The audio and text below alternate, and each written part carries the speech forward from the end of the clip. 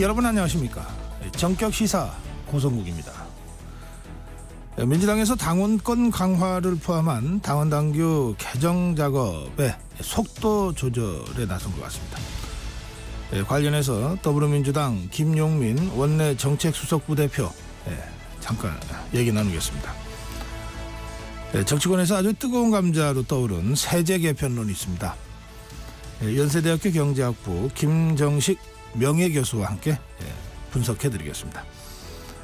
오늘 법학다식에서는 최태원 SK그룹 회장 그리고 노소영 아트센터 나비 관장의 이혼 소송 법적 쟁점들 살펴드리겠고요. 그리고 전국 의대교수 비대위 최창민 위원장과의 전화 인터뷰도 준비되어 있습니다. 6월 4일 화요일 정격 시사 출발합니다.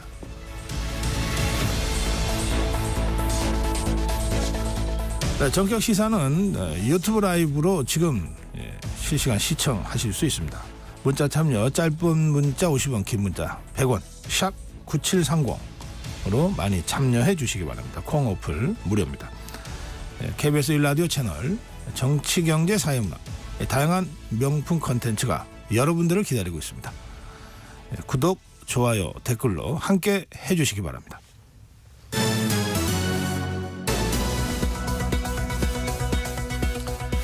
뉴스 브리핑입니다. KBS 우정아 기자입니다. 어서 오세요. 안녕하세요. 네, 어제 단연 화제가 됐던 이 뉴스, 산유국의 꿈을 이룰 수 있다. 이런 조사 결과 좀 전해주시죠. 네, 어제 이 윤석열 대통령이 직접 발표를 한 내용입니다. 사실 말씀하신 대로 이런 가능성은 간간히 제기가 되어 왔었는데 윤석열 대통령이 직접 발표를 하면서 이 정부가 공식 탐사 시추 계획을 승인했다라고도 하니까 그 어떤 발표보다도 어제 좀 기대가 많이 커졌고 지금도 이어지고 있습니다. 윤석열 대통령이 어제 이 대통령실에서 이 브리핑을 열어서 이 경북 포항 앞바다 이 0일 만에 대규모 석유 또 가스전이 매장돼 있을 가능성이 있다고 직접 밝혔습니다. 추정되는 양이 최대 약 140억 배럴. 이게 어느 정도 양이냐면 천연가스만 놓고 보면 최대 29년 또 석유는 최대 4년 넘게 우리나라 전체가 이 시간 동안 쓸 수 있는 정말 막대한 양입니다. 그러니까 올해 말부터 이 시추공 작업이 그러니까 이 주요 7개 관구에서 심해에 깊이 좀 구멍을 뚫어가는 작업을 시작을 하면은 내년 상반기쯤에는 결과가 나올 것이다. 이렇게 설명을 했습니다. 이거 진짜냐 다들 이렇게 궁금해하시는데요. 네, 지금 일단 정부 설명을 이렇습니다. 지난해 처음으로 이 탐사 결과가 나온 이후에 이 다양한 검증 과정을 거쳐서 대통령 승인이 이뤄졌다 이렇게 설명을 하고 있습니다. 그만큼 여러 과정을 거쳤기 때문에 믿을 수도 그만큼 믿을 수도 있다는 거죠. 네. 추정되는 양 자체도 조금이 아니라 워낙 지금 많기 때문에 그만큼 또 있을 수 있는 확률이 높다는 게 정부 설명입니다. 140억 배럴 말씀드렸던 이 140억 배럴은 이 최대치 양인데 이 양만 따지면은 삼성전자 시가총액의 약 5배 정도 해당되는 경제적 가치가 있다고 합니다. 삼성전자 같은 회사가 5개나 생기는 사실 엄청난 사업이라고 할 수가 있는데요.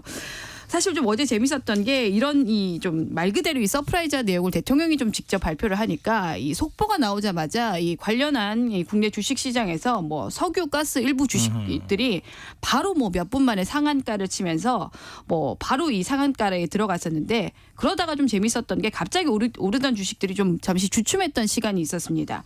왜 그랬냐면 좀 보니까 정부가 이 사업의 성공률이 20%다 이렇게 발표를 했기 때문입니다. 예. 그래서 좀 이렇게 대대적인 발표를 했는데 성공 확률이 고작 20%냐 시장이 이렇게 좀 일단 반응을 한 거죠. 네. 그런데 업계에서는 이 확률이 상당히 좀 높은 편이라고 합니다. 그래요? 보통 이 석유나 가스 기업들이 탐사를 할 때 성공 확률을 보통 10% 정도 수준에서 본다고 하거든요. 그래서 일단 이번에 정부 발표 숫자 20% 성공 확률 숫자만 놓고 보면 확률이 매우 높은 편이라는 거죠. 안덕근 산업통상자원부 장관도 어제 저희 KBS 9시 뉴스에 출연해서 주요 7개 광구, 이 광구마다 좀 편차는 있는데 평균 20%의 성공 확률을 보면 된다 이렇게 설명을 했습니다. 그러면 다시 주가가 올라갔는지 궁금하네요. 네. 그러고도 조금 조정을 받다가 다시 좀 올라가는 주식들이 좀 있었습니다. 그래요? 네. 지금 우리 우정아 기자가 전해드린 석유 가스전 발견에 관한 소식은 2부의 한 번 더 뉴스에서 좀 더 자세히 전해드리겠습니다. 자, 다음 소식 갈까요? 오물풍선 살포 이제 북한 도발이 계속되면서 정부가 대응 조치를 발표했는데 9.19 군사합의를 정지하기로 했습니까? 네, 오늘 이 국무회의에서 이 안건을 일단 통과시킬 예정입니다. 뭐 이렇게 되면 당장은 이 북한이 그토록 지금 좀 민감하게 반응하고 있는 대북 확성기 방송도 가능해지게 되고 이 군사분 개선 인근에서 이 군사 훈련도 역시나 좀 가능해집니다.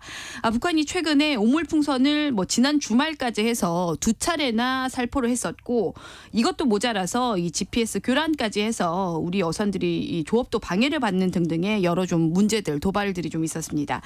대통령실이 그래서 지난 주말에 북한이 감내하기 힘든 조치들을 할 수 있다 이렇게 좀 발표를 했었고 이 경고에 대한 구체적인 실행으로 어제 나왔습니다. 네. 장호진 국가안보실장은 예고한 대로 이 북한이 감내하기 힘든 조치에 대해 착수하기로 결정했다 이렇게 밝히면서 첫 번째로 9.19 군사합의의 전체 효력 정지를 발표를 했습니다. 그러면 대북 확성기 방송 바로 시작하는 겁니까? 네, 일단은 지금 당장은 하지는 않을 것 같습니다. 왜냐하면 일단 대통령실은 이 북한에 대응하기 위해서 일단 모든 준비를 지금처럼 좀 다 해놓고 우선 북한 반응을 먼저 좀 지켜볼 것 같습니다. 예. 뭐 강대강, 뭐 극단적인 상황 이런 걸 좀 막아보자 이런 조치로 좀 풀이가 되는데요. 대통령실 관계자는 이렇게 설명을 하고 있습니다. 뭐 북한이 물러설 시간도 좀 줘야 한다면서 뭐 어떻게 상황이 바뀌든지 간에 앞으로 우리는 망설이지 않을 것이다. 좀 이렇게 강조를 하기도 했습니다. 네. 그래서 일단 뭐 당장 이 확성기 방송을 재개를 하기보다는 준비를 좀 다 해놓고 북한 반응을 좀 봐서 최종 재개 여부를 결정을 할 것 같습니다. 네. 그런데 북한이 이렇게 대북 확성기에 굉장히 민감하게 반응을 하는데 그 이유가 뭘까요? 네, 이 우선 주 내용이 북한의 근간을 흔드는 내용들이 주된 내용입니다. 그러니까 뭐 김씨 일가의 세습 체계에 대한 이 허상에 대한 내용을 좀 많이 담고 있고 자유민주주의 체제에 대한 선전이 이 주된 내용이기 때문입니다. 북한 체제를 이 정면으로 반대하는 내용이다 보니까 그토록 좀 민감하게 반응을 하는 것 같습니다.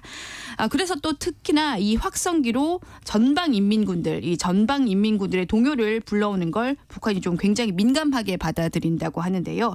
이러다 보니까 북한이 이 확성기에 그토록 좀 신경질적으로 반응을 하는 것 같습니다. 네. 그래서 북한이 뭐 당분간은 오물풍선 살포 중단하겠다 발표했잖아요. 그런데 그 국내 대북 단체들 이거 계속 살포하겠다는 입장이죠. 네, 이 대북 단체 입장은 이번에 이 오물풍선 살포한 걸 그냥 넘어갈 수는 없다 이런 입장입니다. 반드시 뭐 대가를 치르게 하겠다 이런 뭐 입장도 나오는데요. 뭐 급기야 한 탈북민 단체는 김정은 위원장이 뭐 직접 사과를 한다면 대북 전단 살포 중단을 고려는 해보겠다 이렇게 밝히고 있습니다. 아하. 그러니까 결국은 이 대북 전단을 계속 살포를 하겠다는 거죠. 상황이 이러다 보니까 접경 지역에 있는 주민들도 시민단체들 기자회견을 열어서 좀 이걸 막아달라, 이 북한을 자극하는 이런 이 단체들의 행동을 좀 통제해달라 정부에 요청을 하고 있는 상황입니다. 그래요. 그럼 정부는 어떤 입장인가요? 통일부 입장은 한마디로 말씀드리면 자제를 요청할 수는 없다는 입장입니다. 그 근거가 뭐냐면 이 헌법재판소의 판단을 근거로 들고 있습니다. 이 헌재가 이런 대북 전단 살포가 표현의 자유에 해당한다 이렇게 이 판시를 했었기 때문에 정부로서도 자제를 요구하기가 사실상은 좀 어렵다는 겁니다. 정부는 다만 좀 큰 위험이 있다, 현장에서 너무 좀 위험하다라고 판단이 되면 일부는 통제를 할 수는 있는데 그래도 원칙적으로 대북 전단 살포 자체를 막을 수는 없다는 입장입니다. 네. 정부의 의대 증원 방침에 반발해서 의협이 이러면 오늘부터 전 회원 대상으로 총파업 찬반 투표를 할 예정이죠. 네, 이 말씀하신 대로 전 회원이 대상입니다. 그러니까 의협에 소속된 뭐 의사들, 개원이들, 뭐 쉽게 좀 말씀드리면 뭐 소속된 이 동네 병원 의사들도 이 문을 닫을 건지 말 건지 결정하는 투표를 한다는 겁니다. 네. 뭐 아직 투표를 시작하지는 않은 걸로 보이는데요. 조심스럽게 좀 개원이들 사이에서는 긍정이냐 부정이냐 좀 의견들이 좀 엇갈리는 분위기입니다. 의대 증원 방침에 반발해서 지금 병원을 나간 이 전공의들을 도와줘야 된다 이런 뭐 의견에는 대체적으로 좀 수긍을 하는 분위기인데 총파업에 찬성을 하는 의견은 뭐 여기서 좀 물러서면 이 대안이 없기 때문에 의협 집행부에 좀 힘을 실어주자 이런 의견도 있습니다. 반면에 반대하는 입장에서는 뭐 가깝게는 동네 병원들, 의원들 뭐 단체로 좀 문 닫아봤자 이게 무슨 의미가 있냐는 거죠. 뭐 환자들 뭐 불편만 있을 뿐이지 뭐 그래서 여론만 나빠질 뿐이다 이런 의견도 사실 좀 동시에 나오고 있습니다. 정부 입장은요? 네, 정부는 어제 이 조규홍 이 중앙재난안전대책본부 1차장이 집단 휴진 투표를 시행을 하고 또 대학 총장을 상대로 소송까지 제기를 하는 건 끝없는 갈등과 또 대립을 촉발할 뿐이라고 비판을 하고 나섰습니다. 그러면서 복귀한 전공의에 대해서는 불이익을 최소화할 것이라면서 여전히 좀 전공의 복귀를 호소하고 있습니다. 법원의 의대 증원 방침 결정 후에 이 업계의 반발에도 불구하고 정부는 지금 예정대로 절차를 계속 좀 진행하고 있는데요. 정부는 오늘 의사 국가시험 이 실기시험 계획도 공고를 할 예정입니다. 네, 이 문제도 나중에 전국 의대교수 비대위원장 최창민 위원장과 전화 인터뷰 통해서 좀 자세하게 말씀 듣겠습니다. 마지막 기사 같으네요. 김정숙 여사의 각종 비위 의혹을 수사해야 한다면서 국민의힘의 윤상현 의원 등이 특검법 발의했죠. 네, 이 야당이 일단 반발을 하고 있습니다. 우선 이 윤상현 의원 등이 발의한 특검에서 밝히자는 의혹이 모두 총 5가지입니다. 뭐 인도 호화 외유성 순방 의혹에다가 의상과 장신구 등 이 사치품 구매 의혹까지 모두 5개입니다. 민주당에서는 특히 좀 친문계 의원들을 중심으로 이 김건희 여사 특검법에 물타기용 아니냐라면서 강하게 지금 반발을 하고 있는데요. 하지만 이 민주당 지도부는 사안을 좀 더 키울 수 있다 이런 이 우려가 있어서 조금 강경 대응은 지금 자제하는 분위기라고 하는데 얼마든지 이 상황이 바뀔 변수는 좀 있어 보입니다. 네, 오늘 여기까지 듣겠습니다. 뉴스브리핑 우정화 기자였습니다. 전격 시사 듣고 계신 지금 시각은 7시 32분으로 향해 가고 있습니다.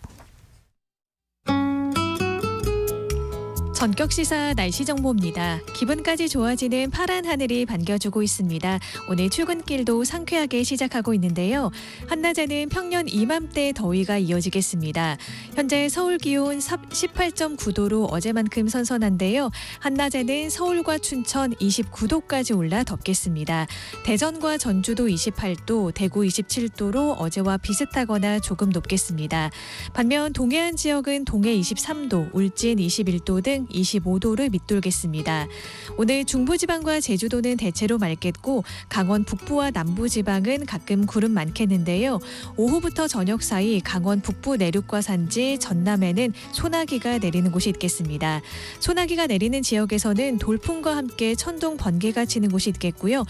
짧은 시간 동안 강하게 쏟아지는 곳도 있겠습니다. 지금 서울의 기온은 18.9도입니다. 조하늘입니다. 이어서 이 시각 교통 상황을 KBS 교통정보센터의 정현정 씨가 전해드립니다. 네, 출근길 고속도로 상황입니다. 먼저 경부고속도로인데요. 서울 쪽으로 안성휴게소에서는 현재 사고가 있어서 처리하고 있습니다. 주의하셔야겠고요. 수원에서와 달래내 고개에서 반포까지 이어서 밀립니다. 반대 부산 방향은 죽전에서 수원, 남사진리에서 남사부근까지 막히고 있고요. 대전터널 부근에서 비동분기점까지는 2차로와 3차로가 작업으로 막혀 있습니다. 영동고속도로입니다. 강릉 방향으로 서창분기점에서 월곶분기점, 더 가서는 반월터널에서 부곡까지 어렵고요. 마성터널 부근에서는 승용차가 고장나 있어서 주의가 필요하겠습니다. 마성터널에서 용인, 더 가서 양지터널까지 정체 이어져 있습니다. KBS 교통정보센터였습니다.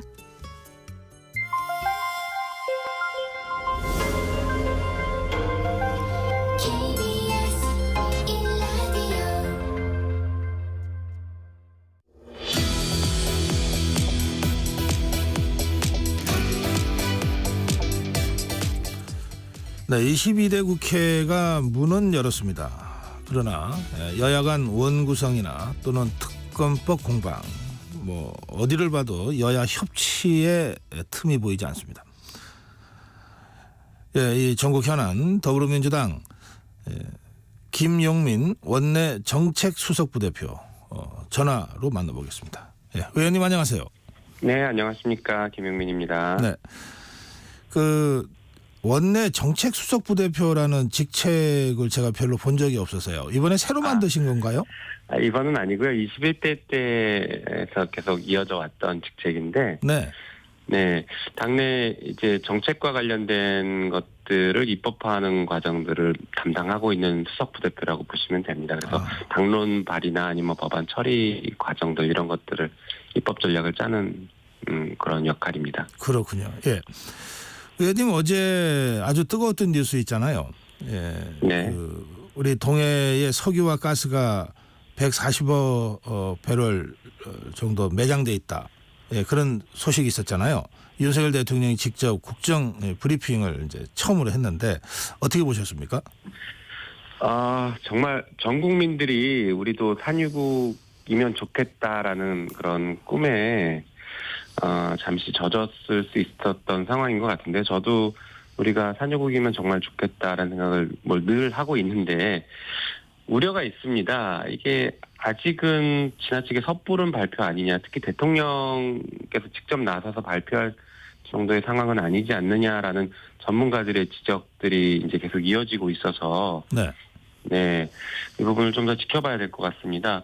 보면은 이게 그 매장량이라는 것은 실제 시추를 해봐야 아는 것인데 실제 매장의 가능성만 가지고 대통령께서 이렇게 발표를 너무 빠르게 했다. 그리고 그것이 또 주식시장에는 또 많은 영향을 미치고 있는 것도 사실인 것이고요. 네. 한편으로는 이게 경제성 논란도 아직은 확인이 안 된 것 아니냐라는 우려들이 제기되고 있어요. 실제로 시추하는데 한 5천억 정도가 들 것이다라고 이렇게 전망이 되고 있는데 그 경제성이 실제 시추를 했지만 아무것도 나오지 않거나 아니면 가스 정도만 나오거나 할 경우에는 생각보다 경제성이 좋지 않기 때문에 비용이 많이 들어가는 것 아니냐 이런 우려들이 나오고 있어서 보다 면밀한 조사 이후에 정부가 더 확실하게 발표를 했어야 되는 것 아니냐라는 걱정이 있습니다. 어제 이런 걸 보면 대통령께서 지금 많이 급하다라는 생각이 들어요. 어제와 지난 주말 이어서 대통령 지지율이 21% 정도까지 정말 바닥을 치고 있는데 이것을 어떻게든 반전하기 위해서 이런 메시지를 낸 것이 아닐까라는 측면에서는 이해도 되지만 그것을 정치적으로 악용한 것 아니냐, 활용한 것 아니냐라는 비판에서는 자유로울 수 없는 상황이라고 봅니다. 그래서 국면 전환용이 의심된다 이런 주장이 더불어민주당에서 나오는 거군요. 알겠습니다. 저희뿐만 아니라 전문가들이 그런 얘기들을 굉장히 많이 하시죠. 알겠습니다. 예. 네. 조금 전에 의원님 인용하신 그 여론조사 21%는 갤럽 조사로 제가 기억하는데요. 예, 자세한 그 조사 상황은 여론조사 심의위원회 홈페이지에서 확인하시면 되고요. 또 그렇지 않은 다른 여론조사도 있다는 것도 제가 참고로 말씀드리겠습니다. 자, 그런데요. 이 내년 상반기에 이제 결과가 나올 것 같다. 이게 정부 발표 설명이거든요. 그러면 일단은 좀 그때까지는 좀 지켜볼 필요가 있겠고요. 또 우리 김영민 의원님 말씀대로 이제 그런 점들에 대한 의혹이 또는 문제 제기와 우려가 제기되고 있다. 여기까지 전해드리는 걸로 하겠습니다. 그러니까 대통령이 발표할 게 아니라고 저는 지적하는 겁니다. 그런가요? 예. 네. 그러니까 그거는 다 저도 좋아요. 희망이고 진짜 많이 나왔으면 좋겠는데 아직 대통령이 직접 발표할 단계가 아니라는 거죠. 그렇기 때문에 지금 현장에서 굉장히 부담감을 많이 느낄 겁니다. 예, 알겠습니다. 의원님, 지금 민주당 그 최대 이슈가 역시 당원권 강화 문제인가요? 최대 이슈까지는 아니지만 상당히 중요한 이슈로 부각되고 있습니다. 네, 어제 이재명 대표와 오선 의원들 오찬이 있었습니다. 그런데 이 자리에서는 이게 너무 그 당이 그 일극 체제로 가는 것 아니냐에 대한 여러 가지 좀 우려와 걱정도 나왔다고 전해지고 있는데 실제 분위기가 어떤지 좀 전해주실 수 있으신가요? 실제 그 자리에 제가 배석하지 않아서 정확한 상황을 알기는 어려운데요. 네. 그 다선 의원들 중심으로는 현재 우리 당원 개정하는 것에 대해서 그러니까 당원들의 참여와 이제 정당 민주주의가 강화되는 것에 대해서는 걱정하는 의견을 표명하는 분들이 계세요. 네. 그것은 그동안 정당이 대의민주주의 중심으로 계속 운영이 되다가 갑작스럽게 직접민주주의적인 요소들이 이제 반영이 되는 이런 상황들이 낯설거나 혹은 아직 시도해보지 않은 상황이라서 어떤 부작용이 있을지 모르겠다라는 이런 우려들을 말씀하고 계시거든요. 네. 근데 제가 볼 때는 그 우려는 좀 어떻게 보면 지나친 거일 수 있고 지금 이 대세의 흐름을 바꾸기는 어려울 거라고 저는 생각하고 있습니다. 네.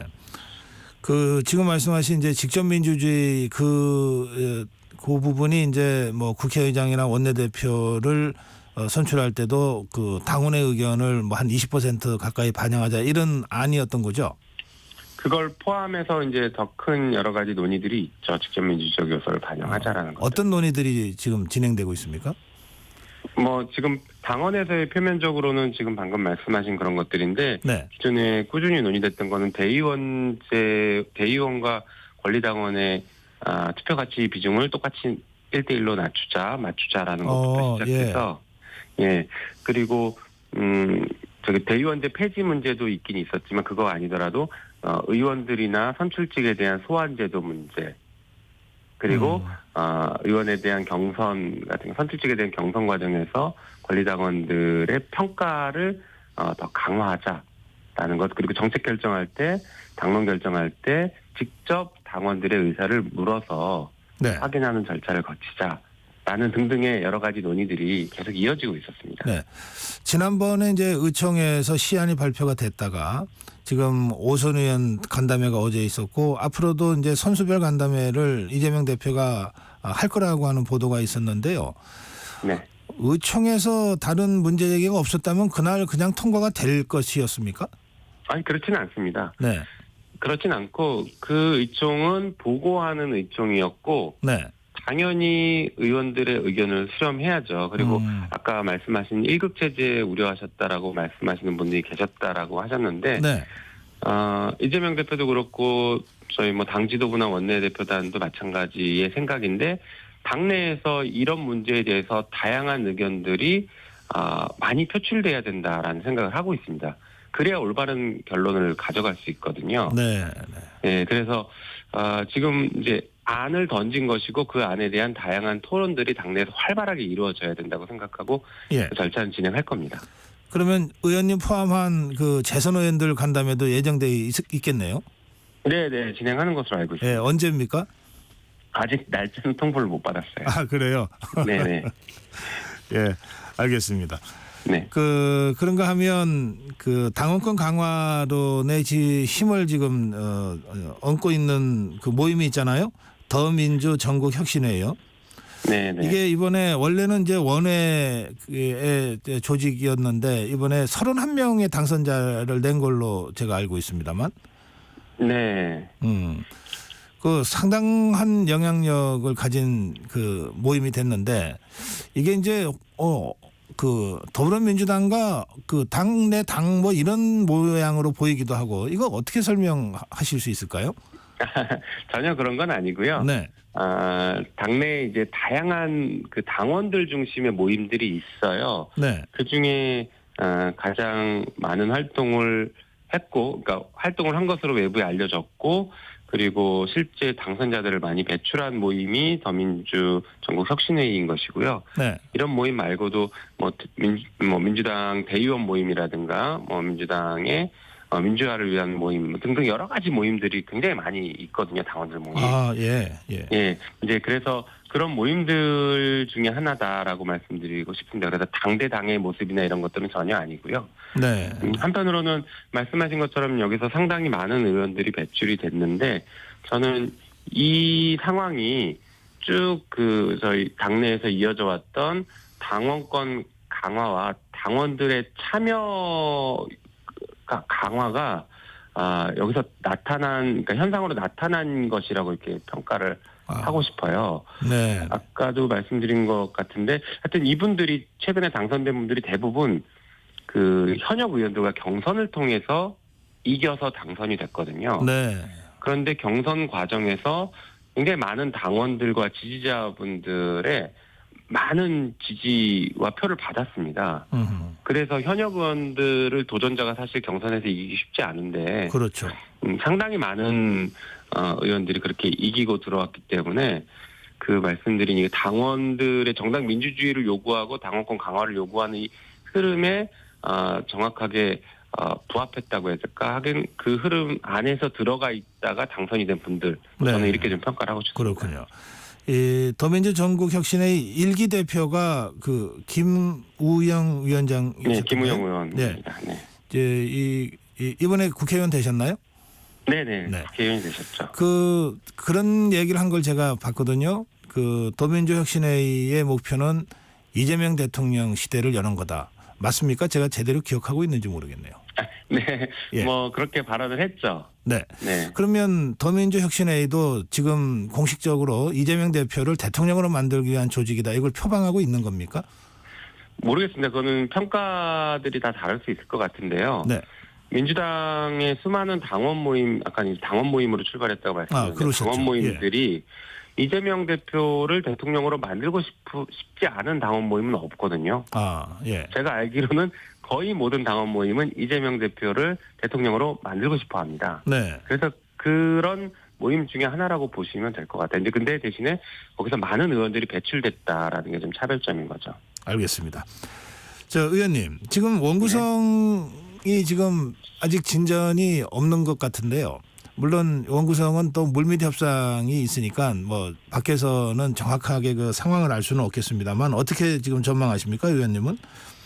네, 뭐 저희는 계속 일관된 입장인데 국민의힘과 최대한 협상을 하겠다라는 입장이고 그런 차원에서 국민의힘이 7개 상임위를 가져가는 것에 대해서는 저희가 의석수 배분에 따라서 그렇게 합의하겠다라는 입장을 먼저 밝혔습니다. 그리고 그 7개 상임위는 어떤 상임위를 희망하는지 국민의힘에게 의견을 계속 묻고 있는데 네. 답을 안 하고 있습니다. 그래요? 네, 그래서 원구성 협상이 계속 그 난항을 겪고 있고 평행선을 달리고 있어서 저희 민주당 입장에서는 법정 시한인 6월 7일 날 원구성을 마무리하고 개원을 해야 된다라는 입장을 강하게 고수하고 있는 상태입니다. 뭔가 대안이 나와야 협상이 구체적으로 진전이 될 텐데 국민의힘이 전혀 7개 상임위 어떤 것을 우리가 하겠다고 지금 답을 내놓지 않고 있다는 말씀이시잖아요. 네, 맞습니다. 그거 왜 그럴까요? 그거야 뭐 이제 국민의힘 내부 사정까지 알기는 어렵지만 추측컨대 실제 협상은 추경호 원내대표가 정권을 갖지 못하고 여전히 용산 눈치 보고 있는 것 아닐까라는 그런 생각이 들어요.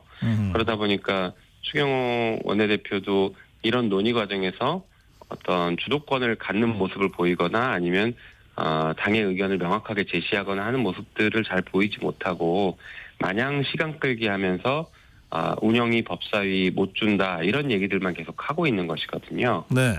그래서 진전이 안 되는 것이죠. 한편 사실은 우리 국회법에 보면은 6월 임시회에는 일주일 동안 대정부 질의를 하고 있어요. 네.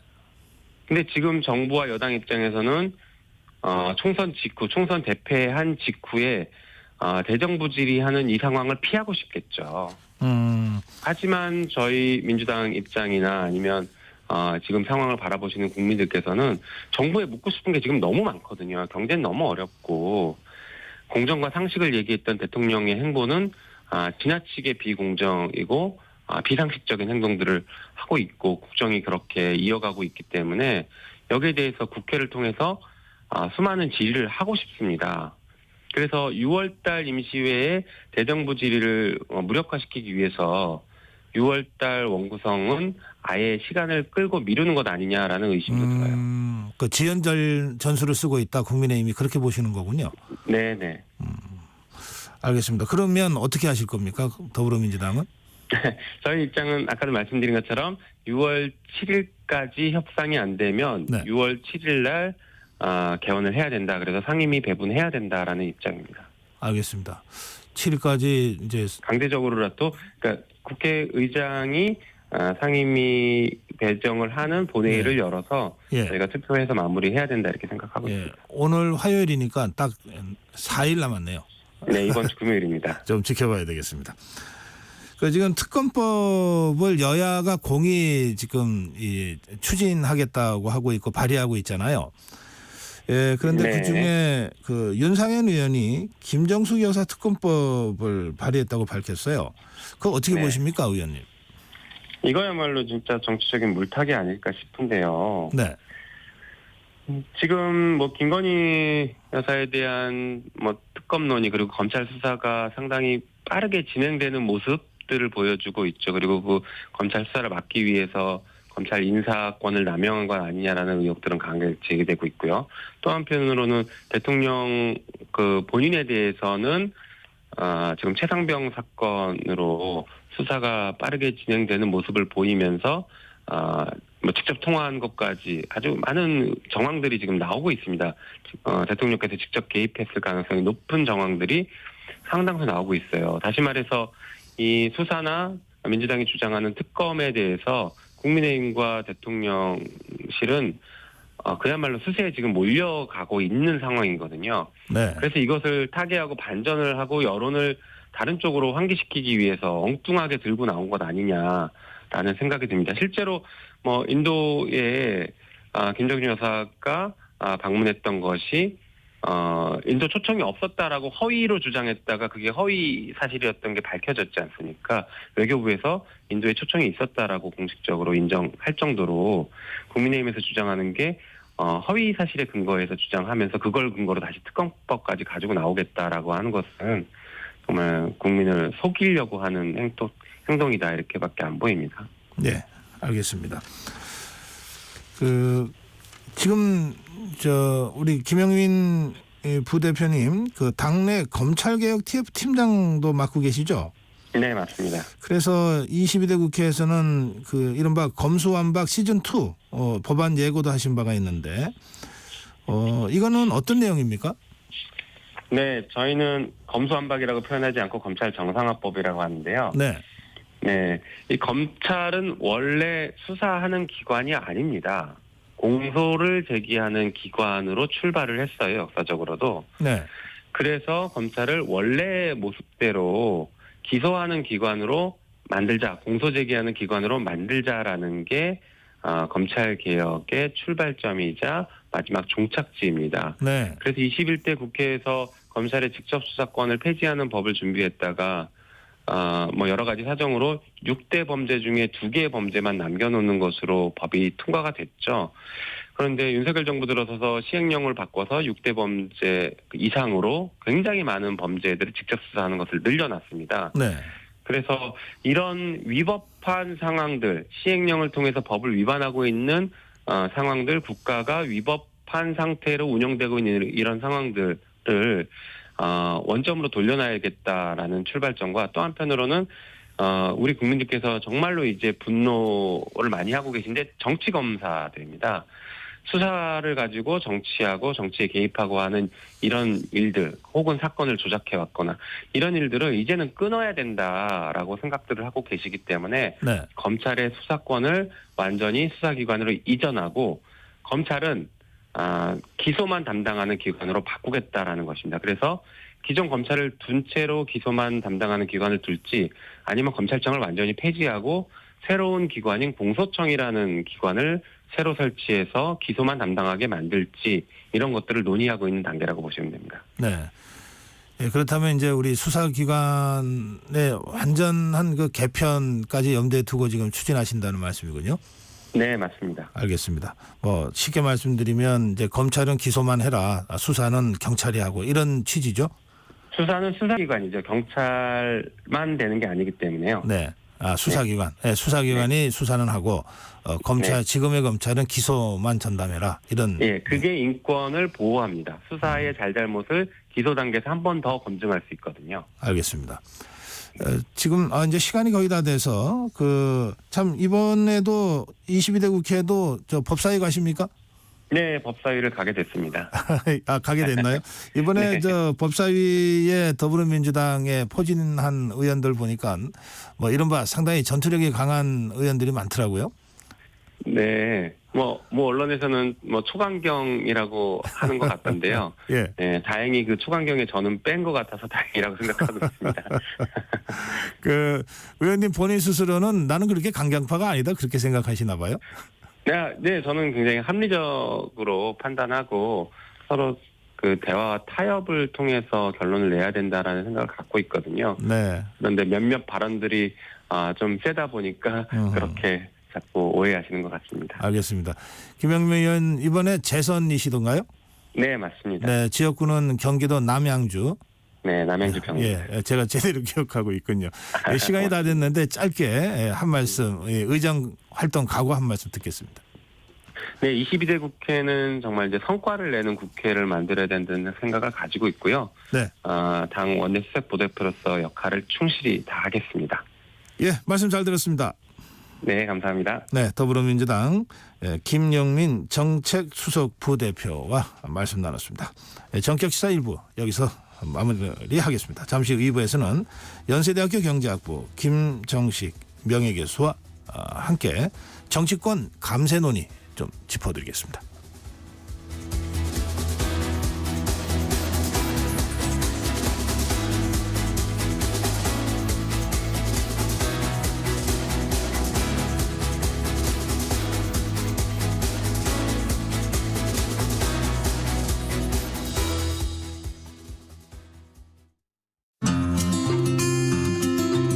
KBS 라디오 기후위기 대응 캠페인 지구를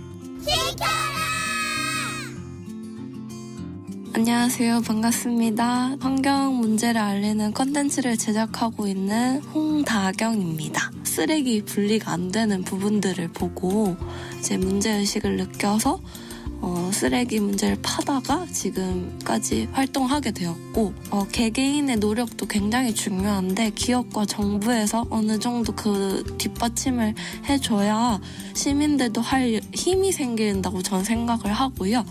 개인이 했을 때 이게 얼만큼의 효과가 있는지에 대해서 데이터로 좀 정부가 뽑아줬으면 좋겠습니다. 왜냐하면 시민들은 숫자에 대해서 굉장히 예민하기 때문에 내가 이렇게 했을 때 이만큼을 온실가스를 감축할 수 있구나를 느끼면은 분명히 하는데 의미를 느껴서 지속 가능하게 할 수 있을 거라고 저는 생각합니다.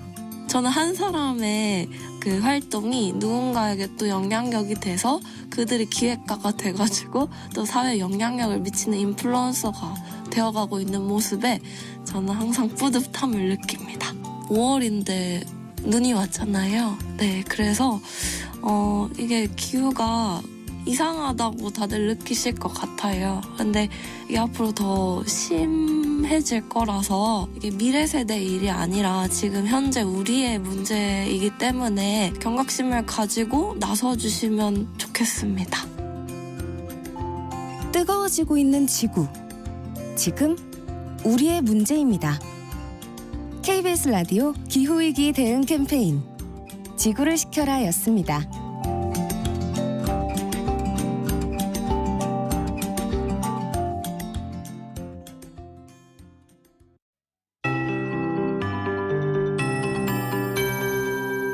KBS 58분 날씨. 달력상으로도 여름에 들어서면서 이제는 날이 덥다 해도 어색하지가 않습니다. 오늘도 평년 이맘때 더위가 이어지겠는데요. 대부분 지역의 낮 기온 30도 가까이 올라서 덥겠습니다. 한낮에 서울과 춘천, 광주 29도, 대전과 전주 28도, 대구 27도로 어제와 비슷하거나 조금 높겠습니다. 반면 동해안 지역은 어제보다 1에서 4도 정도 높겠지만 동해 23도, 울진 21도 등 25도를 밑돌겠습니다. 현재 기온은 서울 20도, 전주 18.2도, 대구 15.9도로 대부분 15도 안팎으로 출발하고 있는데요. 아침에는 선선하고 낮에는 더우니까요. 입고 벗기 편한 겉옷 하나 준비하시는 게 좋겠습니다. 현재 전국 하늘 맑은 가운데 오늘 중부지방과 제주도는 대체로 맑겠고 강원 북부와 남부지방에는 가끔 구름 많겠습니다.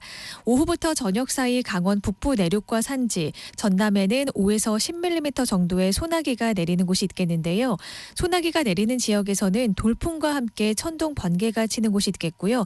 또 짧은 시간 동안 좁은 지역에 집중되면서 일시적으로 강하게 쏟아지는 곳도 있겠습니다. 내일과 현충일인 모레도 전국 대체로 맑은 가운데 곳곳에 소나기가 지나겠습니다. 현재 서울의 기온은 20도입니다. 조하늘입니다.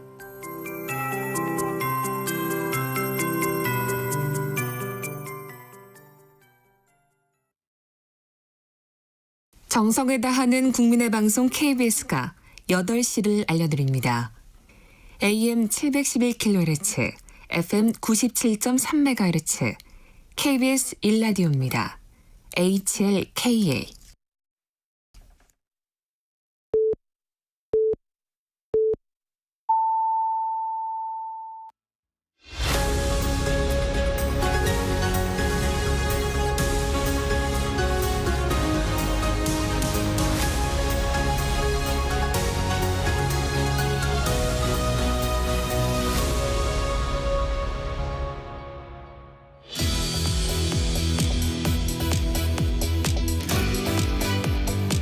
네, 22대 국회에서는 아무래도 이 감세 논의가 좀 본격적으로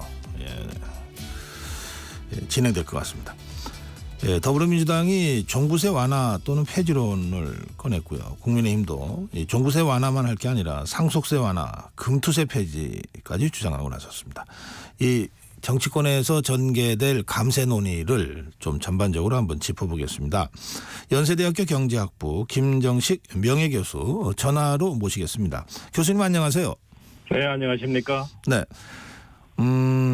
우선 저 세수가 좀 작년해에 54조가 좀 모자랐다. 뭐 이런 보도가 얼마 전에 있었습니다. 이 세수 상황부터 잠깐 좀 설명해 주시겠습니까?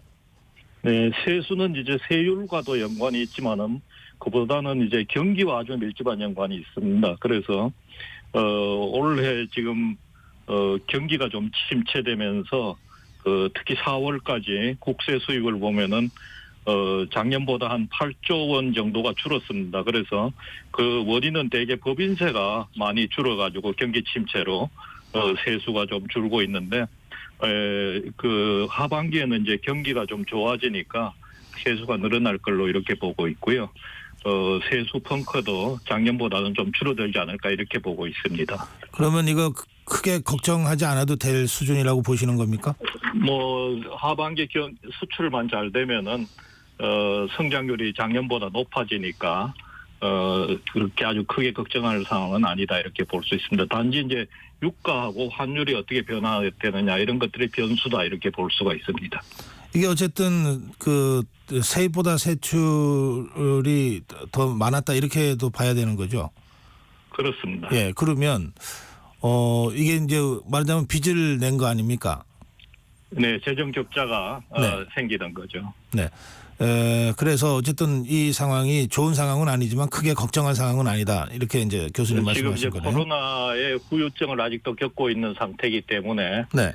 재정 적자가 그렇게 큰 폭으로 늘어나지 않으면은 국가의 재정 건전도에는 큰 문제는 없다 저는 그렇게 보고 있습니다. 그래서 2020년에 GDP에서 재정 적자가 차지하는 비중이 5.8%였는데 작년에 정부는 이제 3.9%로 이걸 줄였거든요. 아, 예.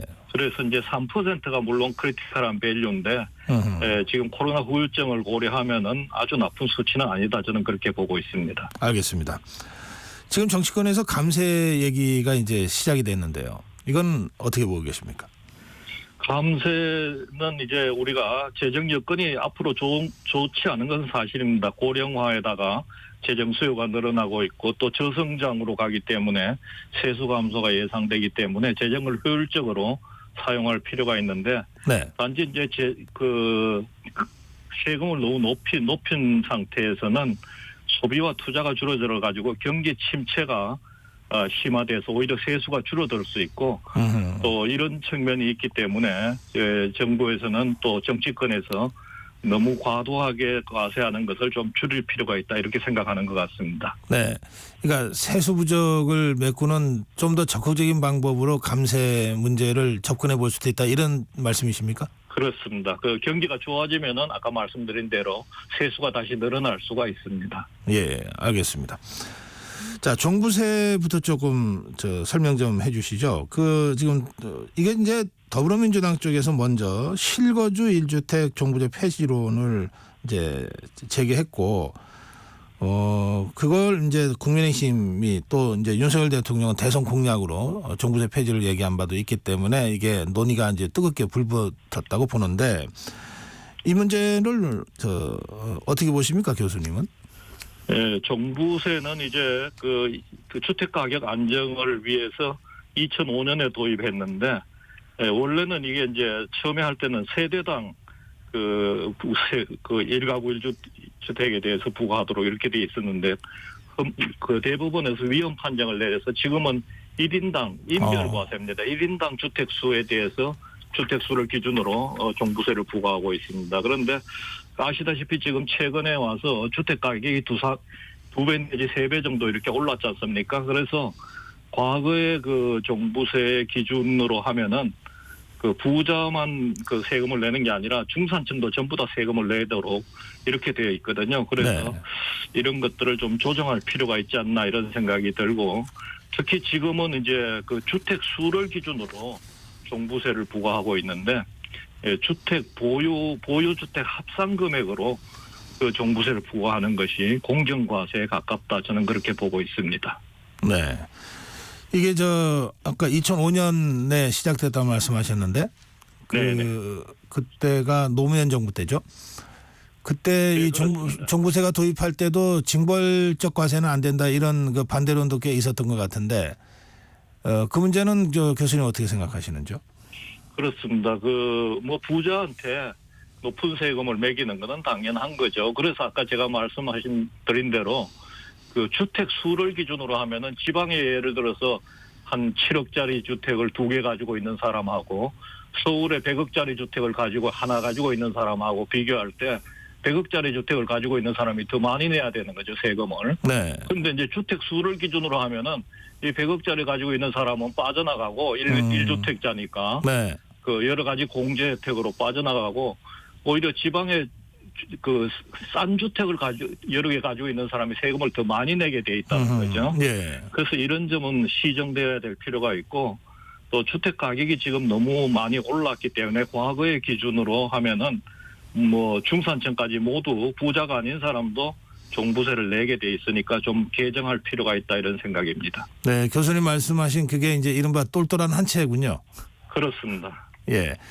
자, 그래서 이게 이제 실거주 1주택에 대해서는 종부세를 폐지하자 이런 이제 그 논의가 더불어민주당 박찬대 원내대표가 한 건데요. 근데 이게 실거주인지 아닌지를 구별하기가 쉽지 않다는 또 반론도 있습니다. 그렇습니다. 이게 세금은 굉장히 단순해야 되고 복잡하지 않아야 되는데 지금 종부세나 양도세, 우리나라 부동산 세제는 너무 복잡해가지고 전문가도 잘 모를 정도거든요.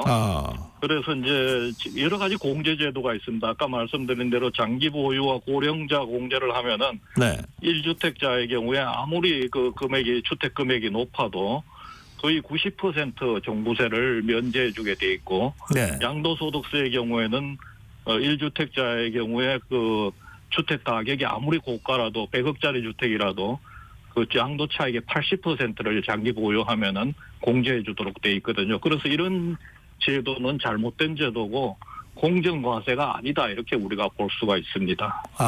거기서 말씀하신 그 장기 보유는 몇 년을 얘기하는 거예요? 대개 15년 정도를 보고 있죠. 그리고 고령자는 60세, 65세, 70세 이렇게 나이별로 차등하게 돼 있는데 75세 이상이고 15년 보유 주택이면은 아무리 고가 주택이라도 90% 그 종부세를 공제해주게 돼 있습니다. 그렇기 때문에 실제로는 이게 형평과세에 어긋나는 이런 것으로 될 수도 있다 이런 지적이시군요. 그러면 교수님, 이 기왕에 이제 이게 논의가 시작됐으니까 종부세 교수님 생각에는 어떻게 손보는 것이 제일 좋다고 보십니까?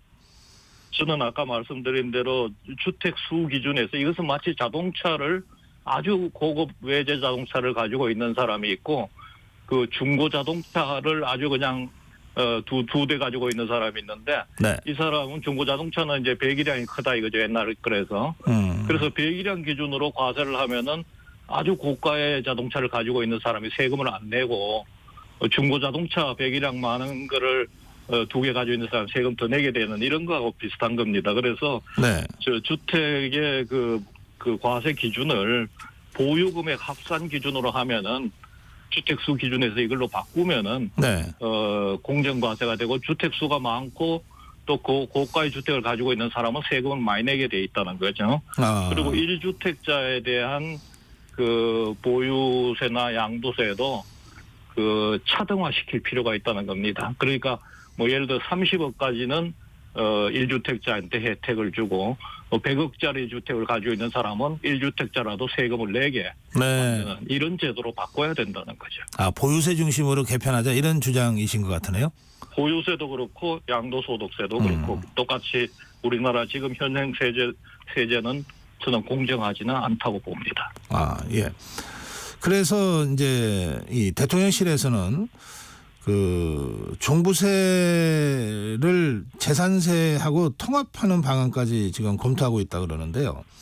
근데 이 문제가 또 이게 뭐 지자체로 이제 들어가는 부분도 있어서 이게 쉽지 않다는 얘기도 있습니다만, 예, 교수님 생각은요?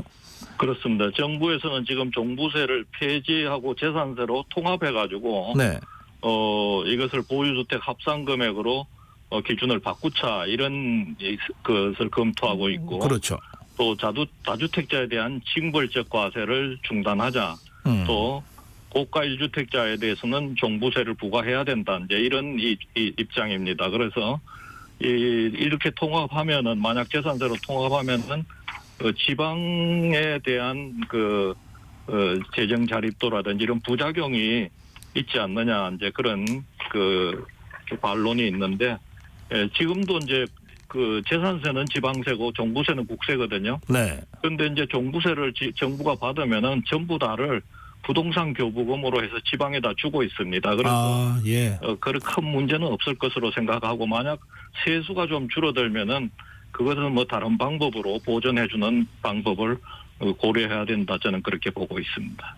예, 알겠습니다. 그런데 어제 국회 앞에서 시민단체들이 기자회견을 열었는데요.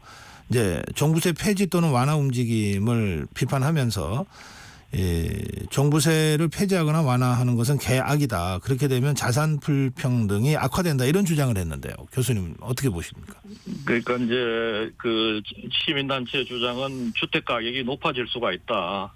두 번째로는 부의 불평등이 심화될 수 있다. 이런 문제점을 지적하는 것 같습니다. 그래서 주택 가격은 종부세하고는 물론 뭐 조금 연관은 있습니다만은 주택 가격이 오르는 것은 다른 여러 가지 이유가 있습니다. 지금 자동차를 타고 출근하시는 분들도 들으시겠습니다만은 변두리의 주택 가격은 싼 데가 많습니다. 그런데 왜 싸느냐 하면은 교통 문제 때문에 그렇거든요. 서울에 있는 직장에 있는 서울로 출퇴근하는데 2시간씩 막 이렇게 걸리면은 주택 가격이 싸질 수밖에 없습니다. 그래서 주택 가격을 낮추기 위해서는 교통 인프라를 만들어줘야 되고요. 변두리에서 직장 있는 서울로 출근할 수 있도록 지상철이라든지 지하철이 돈이 많이 들면은 워싱턴 DC 같이 지상철을 만든다든지 이렇게 해야 되고 또 부의 불평등은 여러 가지 과세 제도도 물론 있지만은 여러 가지 다른 요인들이 많습니다. 그래서 뭐 인플레이션이라든지 이런 부분들을 고려해서 하면은 부의 불평등을 좀 완화시킬 수 있지 않나 그렇게 봅니다. 알겠습니다. 국민의힘에서는 이제 종부세는 당연히 손봐야 되고 상속세, 뭐 금투세도 좀 완화하자 이렇게 주장하는데요. 이 상속세 문제는 어떻게 보십니까? 지금 아까 말씀드렸다시피 주택 가격이 두세 배 이렇게 오르면서 거의 대부분의 사람들이 국민들이 상속세 부과 대상이 되고 있습니다. 그래서 과거에는 이제 부자만 상속세를 내는 걸로 알았는데 이제 누구나 상속세를 내야 되는 그런 상황이 돼가지고 이 상속세 면제 한도를 조금 높여야 되지 않느냐 그런 논의가 있고요. 상속세 부과 기준은 어떻게 돼 있습니까 지금? 되게 배우자는 5억 원, 자녀당 5천만 원 이렇게 공제 혜택을 주고 있는 거죠. 네. 그런데 이제 이것이 이제 옛날에 만들어진 거기 때문에 지금 주택 가격이 너무 높아진 이런 상황을 잘 반영하지 못하고 있다 이렇게 볼 수가 있고. 그렇겠네요. 예. 또 상속세를 이제 정부에서는 유산세 성격이 있는데 유산 취득세로 좀 바꾸면 어떻겠느냐 이런 안을 검토를 하고 있습니다. 그래서 유산세라는 것은 상속 금액 전체에 대해서 세금을 일단 내게 하고 그다음에 나머지 금액을 자녀들이 나눠 가지는 거고요. 유산 취득세는 일단 그 자녀들한테 나눠주고 거기에서 나눈 금액에서 상속세를 부과하도록 하는 그런 제도. 취득한 자녀들이 그렇습니다. 그래서 이거는 뭐 논란의 여지가 있는데 미국은 상속세를 선택하고 있고 일본은 취득세를 하고 있으니까 우리가 이제 논의를 해볼 필요가 있다 이런 생각입니다. 그런데 이 상속세 완화를 정치권에서 논의할 때 늘 부담되는 게 결국은 돈 많은 사람 세금 깎아주자는 얘기 아니냐 이런 비판이 제기되기 때문에 그런 것 같더라고요. 그런데 이제 지금 아까 말씀드렸다시피 거의 모든 사람이 지금 상속세 대상이 되고 있거든요. 부동산 가격이 오르면서. 그래서 그거는 이제 상속세율의 문제라든지 공제 혜택의 문제라든지 이런 건데 또 너무 과도한 상속세율은 글로벌 스탠다드에 맞지가 않습니다. 그래서 우리가 알아야 될 게 과거에 우리가 고성장을 할 때는 좀 우리가 세금을 높게 매겨도 돈이 외국으로 안 빠져나갔거든요. 지금 주식 투자할 때 전부 다 미국에다 주식 투자하지 않습니까? 그러니까 이제 그 고성장 시기에는 투자 수익률이 높기 때문에 세금을 조금 높게 내도 우리나라에서 투자를 하는데 지금 이제 저성장 시기로 들어가면은 투자 수익률이 낮기 때문에 이 세금까지 높아지면은 다 빠져나간다는 거죠, 외국으로. 그러면은 지금 주식 투자하는 것 같이 국내 코리아 디스카운트라 그래가지고 국내 투자가 지금 거의 공동화되고 있지 않습니까? 그래서 이런 경제 여건의 변화를 우리가 반영해서 과세 제도를 만들어야 된다 그렇게 생각이 됩니다. 자연스럽게 금투세 말씀까지 하신 것 같은데요. 그렇습니다. 금투세도 지금 원래대로 하면은 원칙대로 하면은 소득이 있는 곳에 세금을 내야 된다. 조세 수평적 형평성이라고 우리가 얘기를 하는데.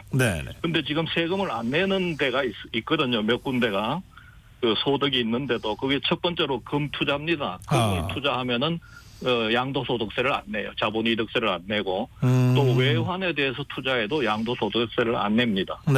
그다음에 이제 주식, 채권, 파생금융상품, 가상통화 여기에 투자했을 때 양도소득세를 내년부터 거두기로 했는데 지금 이걸 정부가 너무 여건이 안 좋으니까 국내 투자 여건이 안 좋으니까 재검토를 하고 있는 거죠. 그래서 이 부분도 현재 상황을 고려해서 좀 논의를 좀 적극화시킬 필요가 있지 않나 그런 생각이 듭니다. 알겠습니다.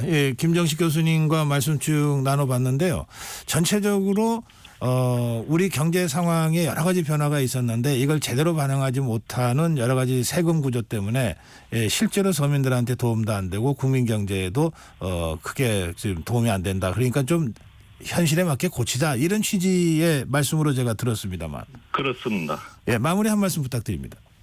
우선 세수랑 우리가 세수에 대해서 걱정을 하는데 세수는 세율도 중요하지만은 경기가 굉장히 중요하고요. 그래서 세금을 낮춰도 만약 경기가 좋아지면은 세수가 늘어날 수 있다 이런 생각이 들고 지금은 이제 여성의 사회 참여가 많이 늘어나고 이렇게 돼서 여성들도 주택을 소유하고 있는 사람들이 많습니다. 그런데 만약 1가구 1주택만 고집한다면은 결혼한 여성은 주택을 가지기가 어렵게 돼 있는 거죠. 부모로부터 상속받았을 경우에 남편이 주택이 있으면은 그래서 이것이 결혼을 머뭇거리게 하는 여성들로 하여금 그런 요인 중에 하나고 출산율을 낮게 하는 요인 중에 하나라고 생각합니다. 그래서 저는 이제 주택 수 기준에서 보유주택 합산금액 기준으로 과세 기준을 바꾸면은 이런 모든 문제가 해결될 수 있고 공정과세도 실현될 수 있다 그렇게 생각하고 있습니다.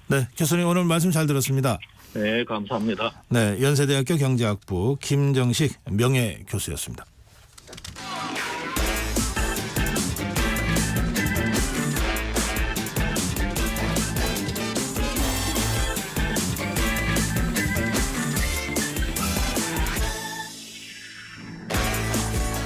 한 번 더 뉴스입니다.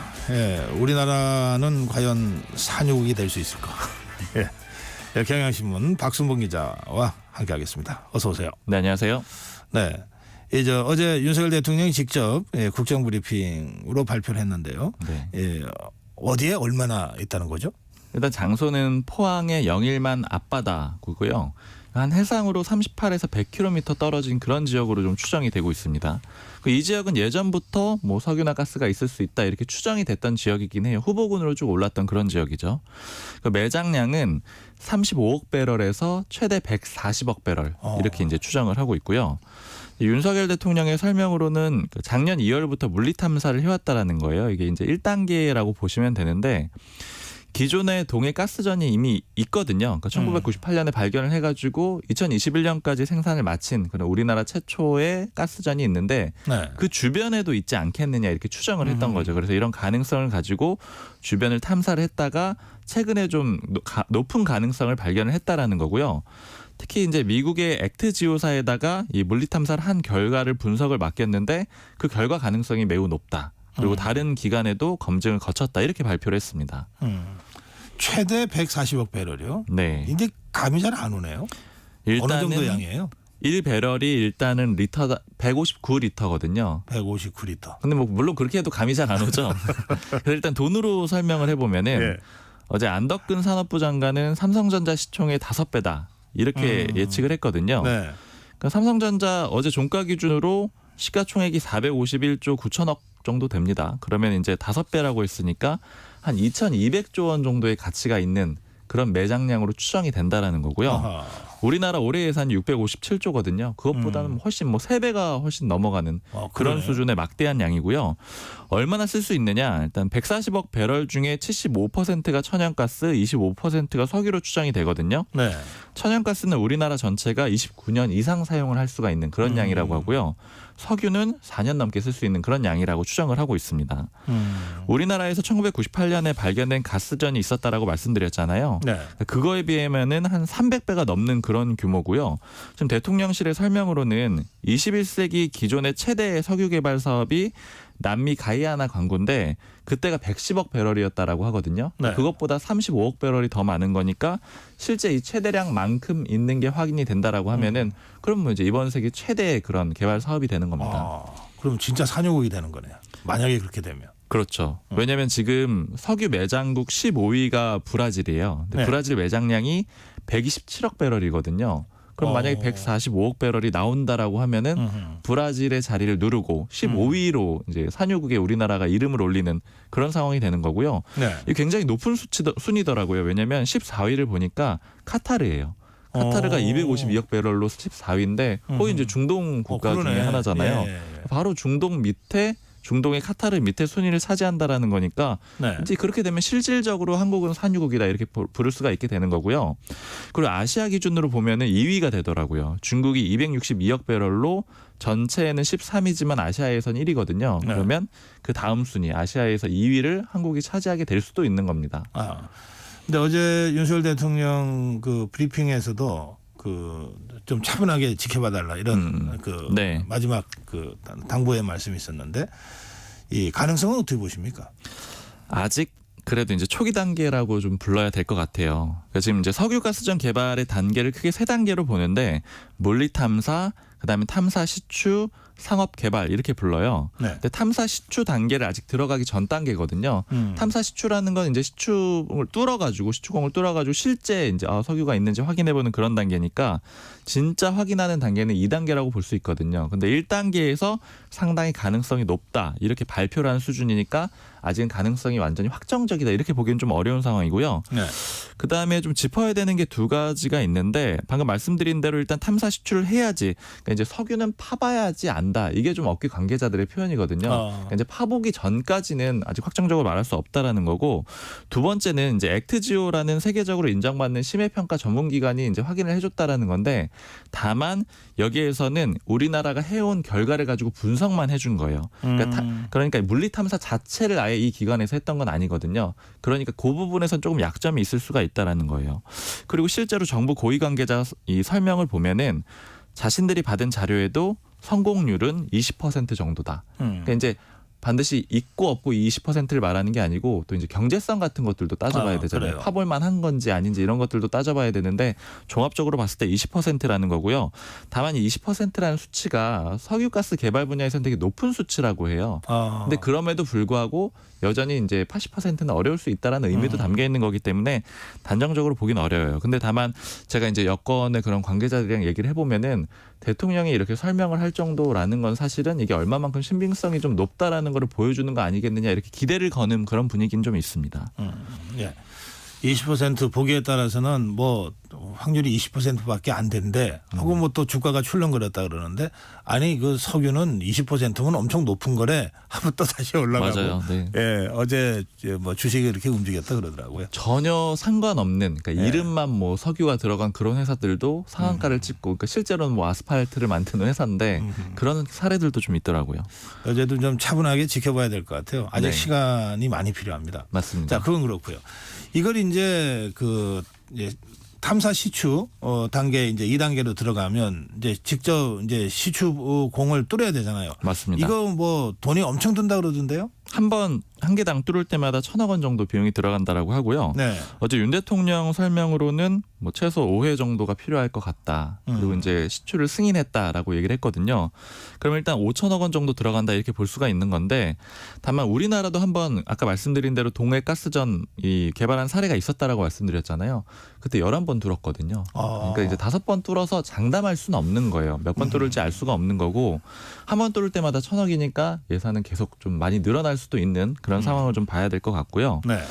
이제 흐름상으로 보면은 이제 올해 말부터는 이제 시추공을 뚫을 예정이고요. 내년 3, 4월에 1차 결과가 나올 건데 그때쯤 되면 그래도 대략적으로 이게 사업성이 있겠다 없겠다 윤곽이 나올 거라고 합니다. 그래서 만약에 이렇게 매장이 된 게 확인이 된다라고 하면은 2027년, 2028년 요런 때쯤에 공사를 시작하고요. 이제 상업적으로는 이제 판매를 하고 요런 단계는 2035년, 그러니까 지금으로부터 한 11년 뒤로 추정을 하고 있습니다. 그러네요. 예. 그 사실 어제 발표를 보면서 나 어릴 때 뭐 그런 말씀들 많이 하시더라고요. 네. 저도 이렇게 그 생각을 해보니까 고등학교 때 동해에서 석유가 난다더라 이런 발표를 들었던 기억이 나요. 맞습니다. 이게 박정희 전 대통령이 발표를 했었었죠. 예. 그게 장소는 비슷했고 시간은 좀 흘렀다. 그러니까 장소는 똑같아요 거의. 그러니까 영일만 지역을 똑같이 발표를 했었고요. 네. 다만 이제 그때보다는 기술 수준이 훨씬 많이 발전을 했을 테니까 그때가 이제 75년이었거든요. 네. 그래서 이제 훨씬 더 가능성은 조금 높다라고 봐야 되긴 하는데 그때 상황 조금 말씀드리면은 그때 1974년에 1차 오일 쇼크가 있었어요. 그러니까 이제 막 석유값이 20%가 오릅니다. 그러니까 박정희 전 대통령이 이거 대책이 필요하다. 자체적으로 수급을 해야 되겠다. 이런 판단을 내리고 이 1975년에 시추에 착수를 하게 됩니다. 세 개의 시추공을 뚫었거든요. 그랬는데 검은 액체가 나온 거예요. 어허. 그래서 이제 정부에서 내부적으로 보고를 할 때 이거 원유 샘플이다 이렇게 보고를 하게 된 거죠. 그러니까 1976년에 박정희 전 대통령이 포항에서 석유가 발견이 됐다 이렇게 발표를 하게 된 거예요. 여기서 이제 이 좀 어제 발표하고 좀 비교를 해보자라고 하면은 어제 발표는 1단계가 끝나고 대통령이 발표를 한 거고요. 박정희 전 대통령 사례는 2단계가 일부 마무리되고 어쨌든 시추에서 그렇죠. 네. 뚫은 다음에 물건을 확인하고 발표를 했던 거죠. 근데 문제는 뭐였냐면은 그 원유 샘플이 진짜 원유인지 확인을 안 하고 발표를 했다라는 겁니다. 확인을 해보니까 경유 성분이 너무 많았다라는 거예요. 그러니까 원유라는 거는 원래 이제 정제해서 쓴다라고 하잖아요. 뭐 경유, 휘발유, 등유, 중유 이런 가스들 다 섞여 있는 건데 그쪽에서 쓰는 거거든요. 근데 거기에 이제 경유만 많았다는 건 결과적으로는 아니었던 걸로 확인이 되는 그런 또 해프닝도 있었습니다. 그렇군요. 예. 어제 윤석열 대통령이 직접 국정 브리핑을 처음으로 한 것도 좀 주목이었죠. 맞아요. 이게 첫 국정 브리핑이었고요. 대통령실 쪽에 얘기를 좀 들어보니까 원래도 이런 이제 정책 사안에 대해서 윤 대통령이 직접 발표하는 그런 걸 좀 준비하고 있었다라고 하고요. 이제 그러면 좀 호소력이 좀 강하지 않겠느냐 이렇게 좀 얘기를 하고 있습니다. 근데 이제 야당에서는 비판도 좀 있었는데 어제 민주당 같은 경우에는 이게 이제 지지율 하락세를 좀 전환하기 위해서 긴급하게 내놓은 거 아니냐 이런 비판을 하기도 했고요. 또 허은하 개혁신당 대표 같은 경우에는 좀 돋보일 만한 데만 대통령이 나서는 거 아니냐 이런 지적을 하기도 했습니다.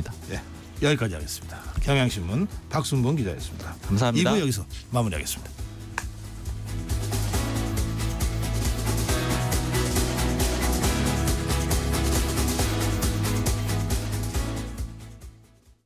잠시 후 8시 반부터 일부 지역국에서는 해당 지역 방송을 보내드립니다.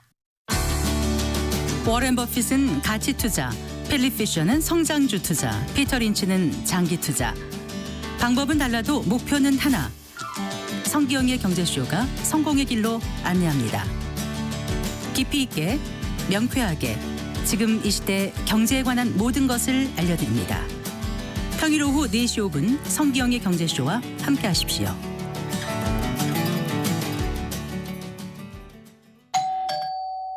편지 왔습니다. 퇴근길 지친 당신에게 힘이 되는 뉴스를 전해드립니다. 매일 저녁 5시 5분 당신과 함께 읽는 세상 이야기 KBS 1라디오 뉴스레터 K. 지금 시각은 8시 30분입니다. KBS.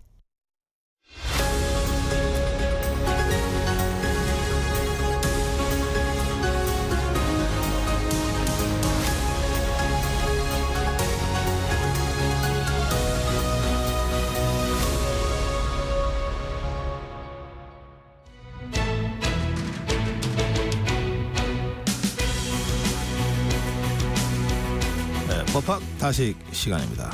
이 세기의 이혼이라고 불리는 최태원 회장과 노소영 관장의 항소심 판결을 중심으로 좀 분석해드리겠습니다. 강병훈 변호사 모시겠습니다. 어서 오세요. 네, 안녕하세요.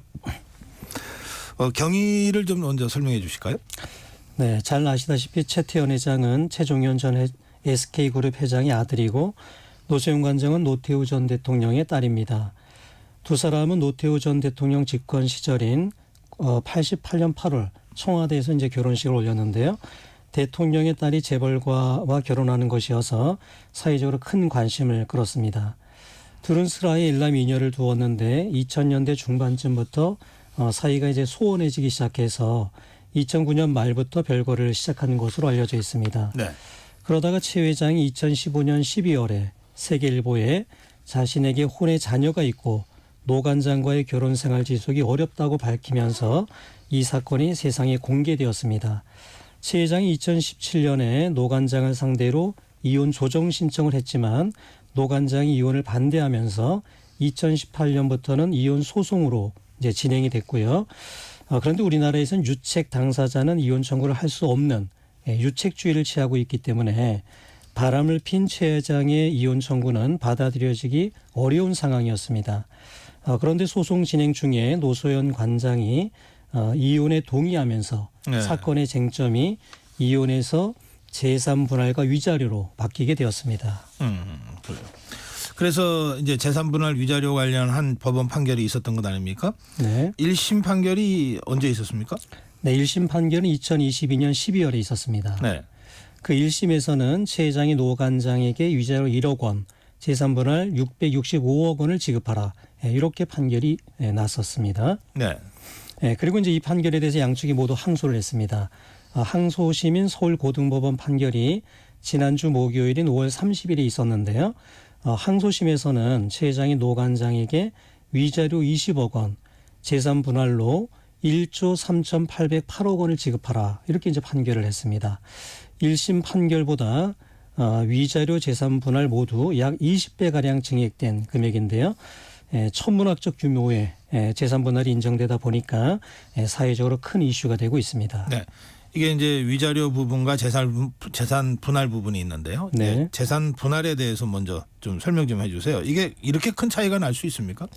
보통 이제 항소심은 1심 판결을 이제 최대한 존중하기 때문에 이렇게 큰 차이가 나는 사건은 매우 이례적이라고 볼 수가 있습니다. 네. 이렇게 큰 차이가 난 이유는 SK 주식, 그러니까 최 회장이 보유하고 있는 SK 주식이 재산 분할 대상인가 이거에 대해서 이제 1심과 2심의 견해 차이가 있었기 때문입니다. 1심은 노 관장의 SK 주식의 형성과 유지, 가치 상승에 실질적 기여가 있다고 보기 어렵다. 그래서 이거를 재산 분할 대상에서 제외를 했습니다. 그런데 항소심에서는 이것도 재산 분할 대상이다. 이렇게 이제 판단을 했는데요. 네. 그렇게 판단한 이유는 SK 주식 취득이 결혼 이후에 이루어졌다는 점, 그리고 91년 노태우 전 대통령의 자금 300억 원이 최종현 회장 측에 유입이 됐고 SK 성장의 사돈인 노태우 전 대통령의 방패막 역할이 상당히 컸을 것이라는 점, 이런 걸 고려할 때 노관장 측에 기여가 있다. 그래서 SK 주식도 재산 분할 대상이다, 이렇게 판단을 했습니다. SK 주식이 재산 분할 대상이 되자 그 분할 총액이 4조 원이 되었습니다. 네. 그거를 이제 최 회장과 노 관장의 기여도가 각각 65, 35 이렇게 판단을 해서 재산 분할 액수가 1조 3,808억 원이 된 것입니다. 예. 지금 우리 변호사님 설명 중에 그 노태우 전 대통령 비자금 얘기가 나오는데, 이게 이런 식으로 그 판결의 대상이 되는 데 대해서 또 논란이 있는 것 같더라고요. 네, 사실 뭐 세기의 이혼이다 보니까 일반인으로서는 상상하기도 어려운 그런 이슈들이 재판에서 이제 다투어졌습니다. 노 관장이 재산 분할을 이제 가져가는 것이 어떤 이런 비자금 이런 것들을 고려했을 때 타당하냐, 이제 이런 이제 지적도 있고요. 또 어떤 최 회장 혼자 어떤 비자금 환수를 이제 해야 되는 것이 아닌가, 뭐 그런 주장들도 있습니다. 예. 제 개인적인 생각을 말씀을 드리면은 SK 성장에 노 관장 측의 기여가 있다면 재산 분할을 하는 것이 최 회장 혼자 그 이익을 누리는 것보다는 더 타당하다, 이렇게 생각이 되고요. 비자금 환수 부분은 사실상 좀 어렵다 생각됩니다. 이유는 이제 공소시효가 끝났고 노 전 대통령이 사망을 해서 추징금 환수가 법률적으로는 불가능하다, 이렇게 생각이 됩니다.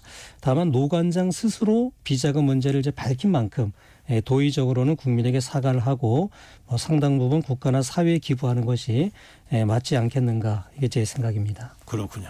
예. 예. 그리고 이제 그 위자료가 따로 있잖아요. 네.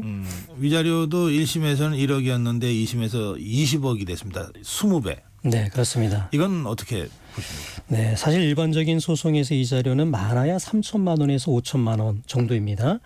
20억 원은 정말 전례가 없는 매우 뭐 큰 금액인데요. 그동안 이혼 소송에서 이자료가 가장 높게 인정됐던 것이 2억 원이었습니다. 네. 그것보다도 10배가 되는 높은 금액인데요. 재미있는 건 이제 그 2억 원 판결을 냈던 그 판사가 이번 항소심 재판부의 재판장이었습니다. 스스로 기록을 이제 갱신한 것이죠. 그런데 다른 사건과의 어떤 균형을 고려할 때는 20억 원이라는 것은 너무 과도하다, 이제 그런 이제 의견이 있는 것이 사실입니다. 그리고 어떤 한편으로는 다른 일반적인 사건에서 이자료가 너무 작게 인정된다는 비판이 오래전부터 있었습니다. 예. 그래서 이번 사건을 계기로 일반적인 사건에서도 현실에 맞게 위자료가 책정되는 것이 좀 높아지는 것이 바람직하다, 이제 그런 계기가 되었으면 좋겠다는 생각입니다. 네. 그 대법원의 양형위원회에서 네. 이 징역형이라든지 이런 양형에 대한 그 논의를 하는데 이 위자료나 이런 거는 그 대상이 안 됩니까? 위자료도 차이가 너무 많이 나서 말이에요. 네, 위자료도 이제 어떤 판결을 하는 일정한 기준이 있습니다. 그래서 결혼 기간이 얼마나 됐는지, 유책 사유가 무엇인지, 상대방의 자력은 무엇인지, 이제 그런 것들을 고려해서 판단을 하게 되어 있는데요. 그런 것들을 다 고려하더라도 20억 원은 너무 높은 금액이다. 어찌 보면 약간 징벌적 성격까지 있는 판결이 아니었는가, 이제 그런 지적이 있을 정도니까요. 이 부분은 조금은 뭐 대법원에 갔을 때도 다시 한번 판단이 필요하다고 생각합니다. 변호사님 말씀하신 대로 이 재판부가 최태원 회장을 뭐 굉장히 질책했다, 이런 식으로 보도를 보니까 지금 징벌적 성격이 이해가 되네요. 네, 그렇습니다. 예, 알겠습니다. 자, 이제 대법원에 일단 양측이 다 상고했습니까?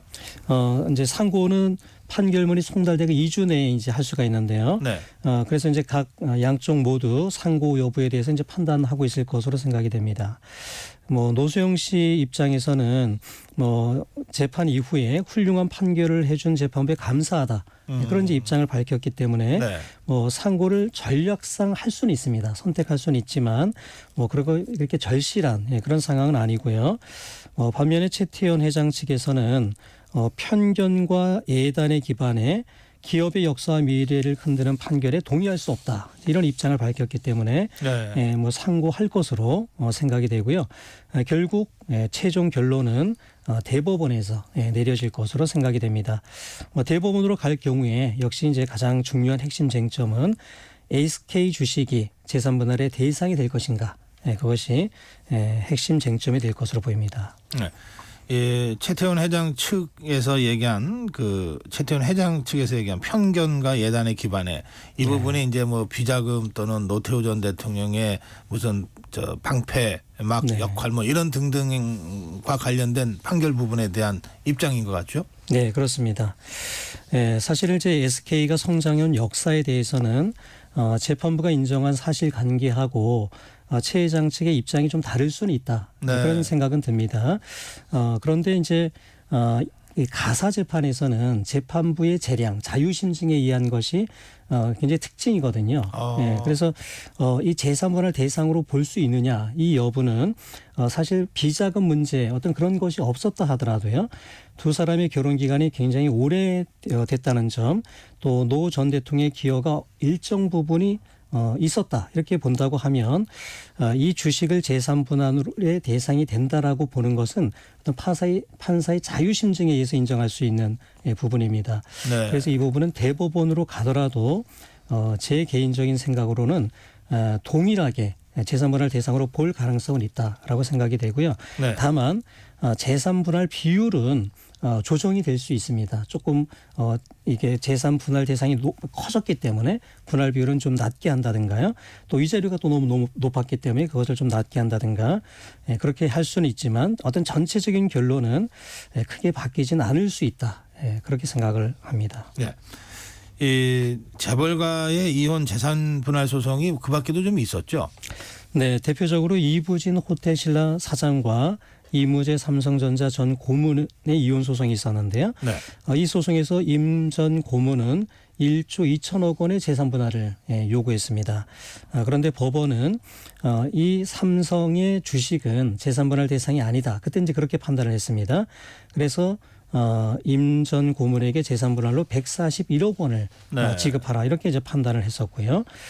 조현아 전 대한항공 부사장의 이혼 소송에서도 배우자에게는 이 어떤 주식은 재산 분할 대상이 아니었기 때문에 재산 분할로 13억 3천만 원 정도가 인정된 그런 사례가 있습니다. 네, 그러네요. 예.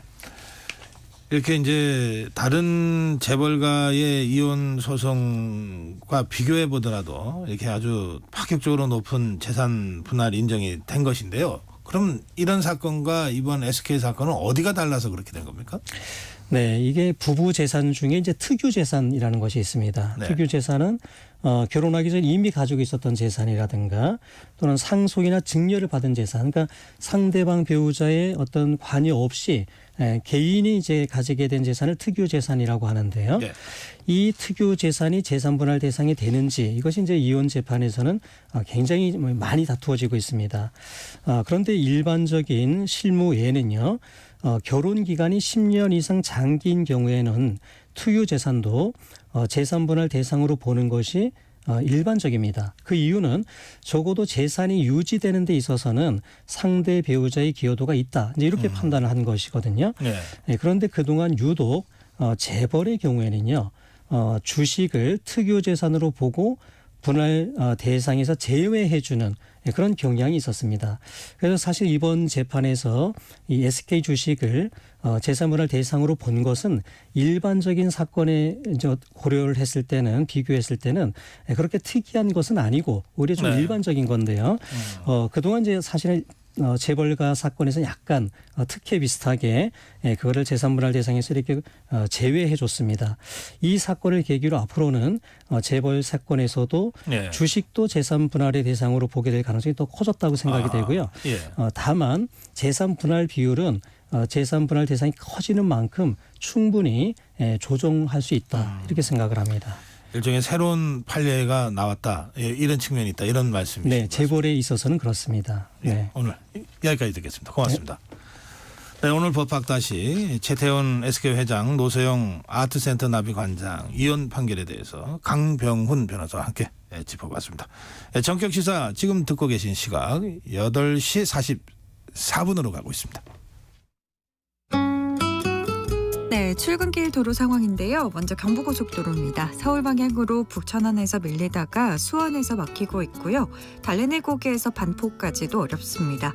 반대 부산 방향은 판교 진출로에서 정체고요. 죽전휴게소에서 수원까지 밀리고 있습니다. 오산 부근에서 남사까지 제속도 못 내고요. 서해안고속도로 서울 방향은 서평택 부근에 고장난 채 서 있으니까요. 주의하시기 바랍니다. 광명역에서 금천까지 제속도 못 내고요. 영동고속도로 강릉 방향 서창 분기점에서 월곶 분기점, 반월 터널에서 부곡까지 밀리고 있습니다. 마성 터널에서는 고장난 승용차 서 있어서 주의가 필요하고요. 용인에서 양지 터널까지 정체입니다. KBS 교통정보센터에서 정현정이었습니다.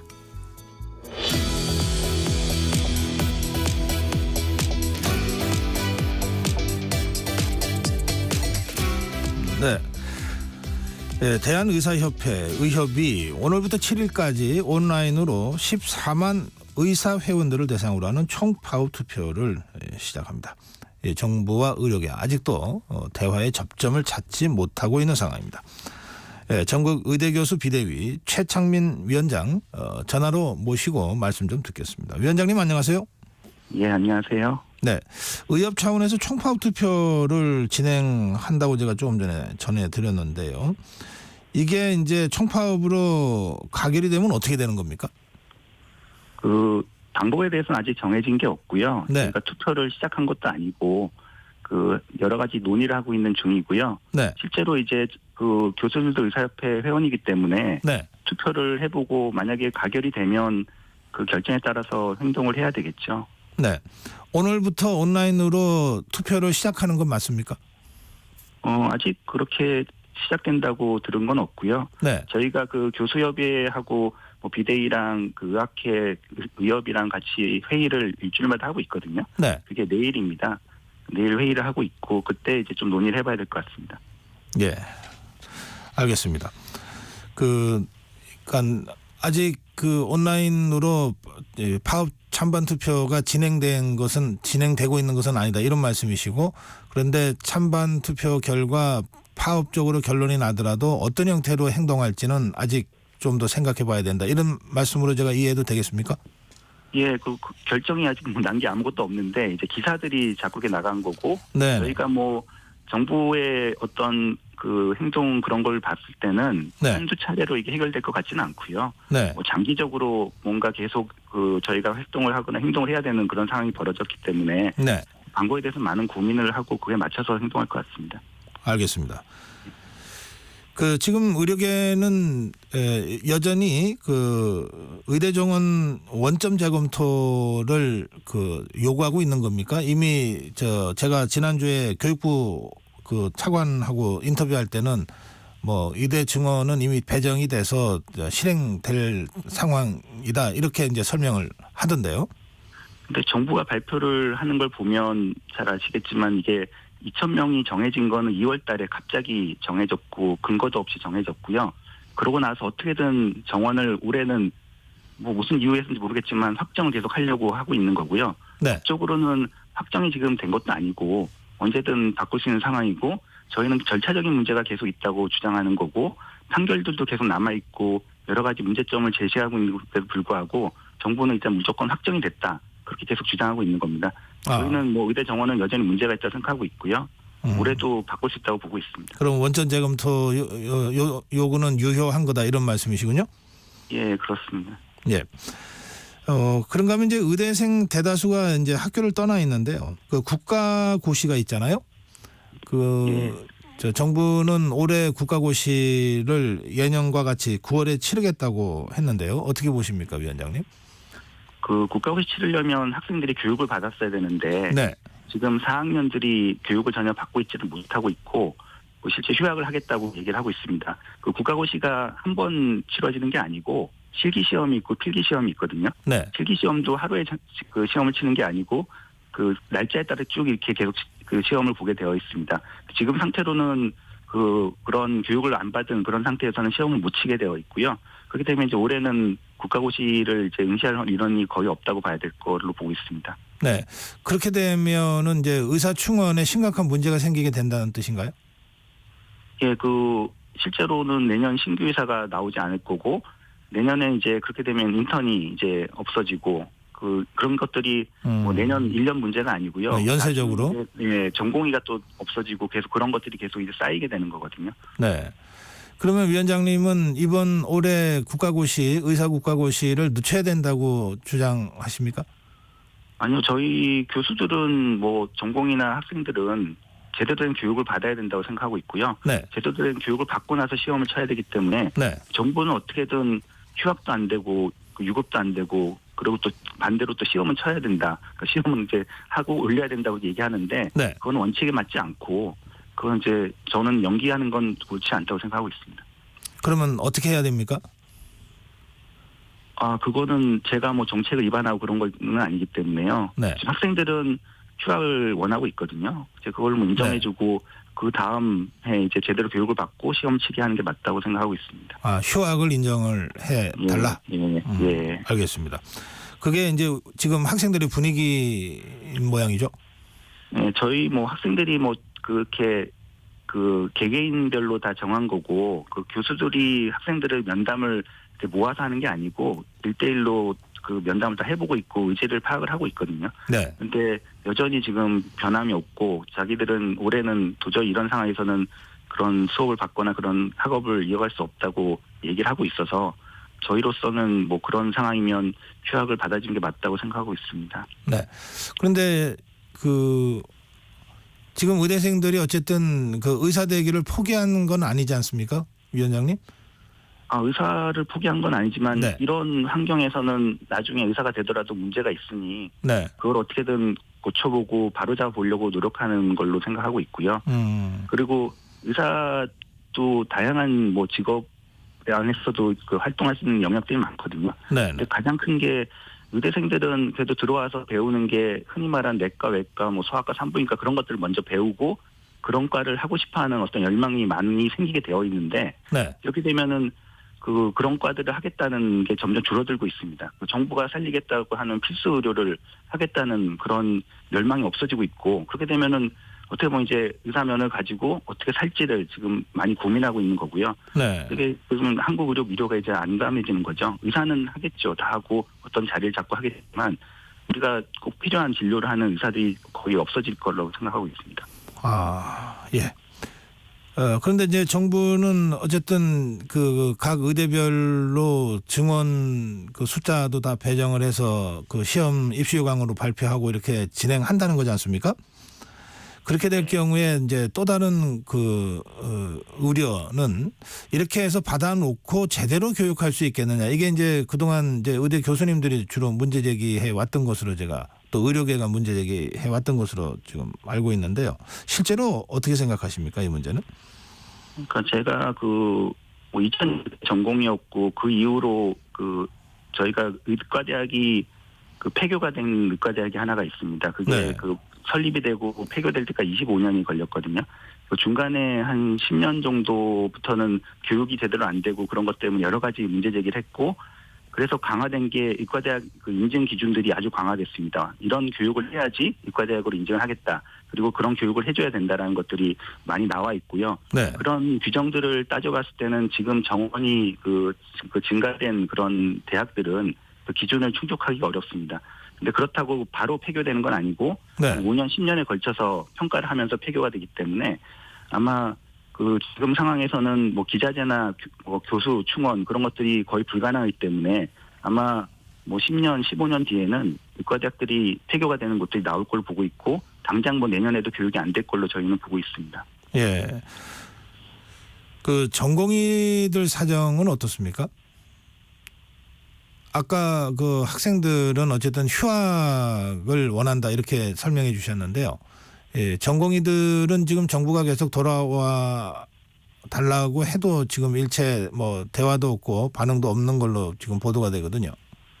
전공의들이 가장 처음에 나간 것도 개별적으로 이제 사직으로 나갔는데 네. 정부가 뭔가 다 들어주는 것처럼 얘기를 하고 있지만 전공에 대한 어떤 사법 처리나 행정 처분 그런 것들을 전혀 이제 풀어주고 있지 않습니다. 오늘도 뭐 사직서 수리 금지 명령만 해제하겠다고 하지만 네. 아마 전공에 대한 어떤 면허 정지나 어떤 행정 처분을 하겠다고 발표할 가능성이 많고요. 그런 것들을 봤을 때는 정부의 의지가 아주 의심스러운 그런 상황이고 정부는 어떻게든 전공의들을 이렇게 계속 이렇게 그 법적으로 어떻게든 잡아두려고 하는 그런 거를 계속 표현하고 있어서 그런 상황에서는 전공의들이 나서지도 못하고 대화도 못하고 그런 상황입니다. 교수님, 그 위원장님, 예. 그 전공의 사직서를 정부가 수리를 하면 그 이후에 무슨 행정조치라고 하는 건 별 의미가 없어지는 거 아닌가요? 아닙니다. 그 면허 정지도 있고요. 아, 여러 가지 예. 뭐 그 구상권 얘기 나오고 별의별 저희도 사실상 정부가 일관성이 없기 때문에 그 도대체 무슨 발표를 할지 예상이 안 되는 상황이라 그런 상황에서는 뭐 대처하기 참 어렵죠. 정부가 지금 가지고 있는 전공에 대한 압박 카드는 많이 있고요. 네. 그것들을 하나도 지금 풀지 않고 있습니다. 그러면 이번에 정부가 전공의 사직서를 수리하겠다는 방침만으로는 이 사태가 해결 안 된다 이렇게 보시는 거군요. 그 전공의 사직서 수리는 정부가 거의 그 환자 진료를 포기하겠다는 그런 의미고요. 네. 그 사직서 수리를 대학병원장이 하게 돼 있잖아요. 네. 대학병원장이 그거를 이제 사직서 수리를 할지 말지 결정하고 수리하게 될 텐데 다른 건 가지고 있는 거죠. 그 의사에 대한 행정처분이나 그런 것들은 그대 가지고 있고 아하. 그 병원을 그 돌리든 어떻게든 뭐 그 전공의들이 값싼 노동력이라는 거를 인정을 했으면서 그 사직서 수리해놓고 그 어떤 남아있는 그런 의사들이 많아질 테니까 병원이 알아서 이제 고용을 해서 그 버텨라 그런 의미밖에 안 보이거든요. 네. 그런 것들이 지금 봐서는 정부가 참 그 국가 의료 체계를 완전히 그 망가뜨리겠다 작정한 걸로 생각하고 있습니다. 알겠습니다. 많은 국민들이 우선 이 사태가 빨리 해결되길 바라고 있고요. 그리고 의료계 의사 선생님들이나 전공의들이 빨리 환자 곁으로 돌아와 줬으면 좋겠다. 이렇게 바라고 있는 것은 알고 계시잖아요.